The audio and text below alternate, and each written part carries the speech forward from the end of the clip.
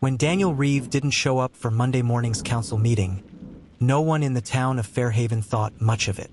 The 42-year-old town engineer was known for his meticulousness, his quiet nature, and his unwavering dedication to the town's infrastructure. Bridges, culverts, and drainage systems bore his careful planning.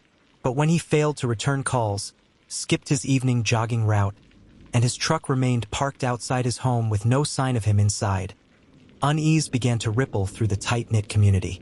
By Wednesday, search parties combed the woods near his usual running trail. The police suspected a random act of violence, a mugging gone wrong, or an unfortunate encounter with a drifter passing through the remote New England town. Fairhaven had seen its share of petty thefts, but never something like this. Then came the first twist. Investigators discovered that Daniel's bank account had been emptied the night before his disappearance. His phone, found tossed in a roadside ditch, had its SIM card removed. As detectives dug deeper, cracks began to form in the image of the reserved, dependable engineer. He had recently withdrawn from friends, skipping regular poker nights and declining invitations to his sister's house.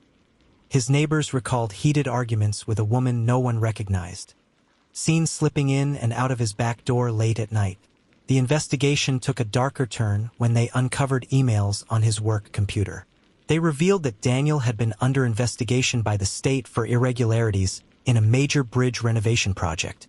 Millions in federal funds had been funneled into a contractor with a shell company connection, one that traced back to the mysterious woman, Elena Carter, a former project accountant fired years ago for falsifying invoices. It painted a picture of a man under pressure, caught between his duty to his town and a growing secret life. A week later, a chilling discovery. Surveillance footage from a gas station 30 miles away showed Daniel alive, anxious, glancing over his shoulder, fueling up before dawn. He wasn't kidnapped. He was running. But why? Detectives followed the trail to a cabin in Vermont owned by Carter. Inside, they found signs of struggle. Broken glass, blood on the floor, and a half-packed bag with Daniel's ID. Days later, they dragged the nearby lake, expecting to recover a body. Instead, they found Carter alive, hiding in a rented motel under a false name. Her confession flipped the story once again. Daniel had planned to turn her in, but not before trying to fix the financial mess quietly to protect the town. They met at the cabin to negotiate a handover of documents proving the embezzlement. But their meeting turned violent when she realized he intended to expose her. She claimed he fled into the woods that night, alive but never returned. The final twist came 3 months later, deep in the Appalachian Trail corridor. Hikers found skeletal remains identified as Daniel Reeve. The coroner ruled hypothermia after a fall.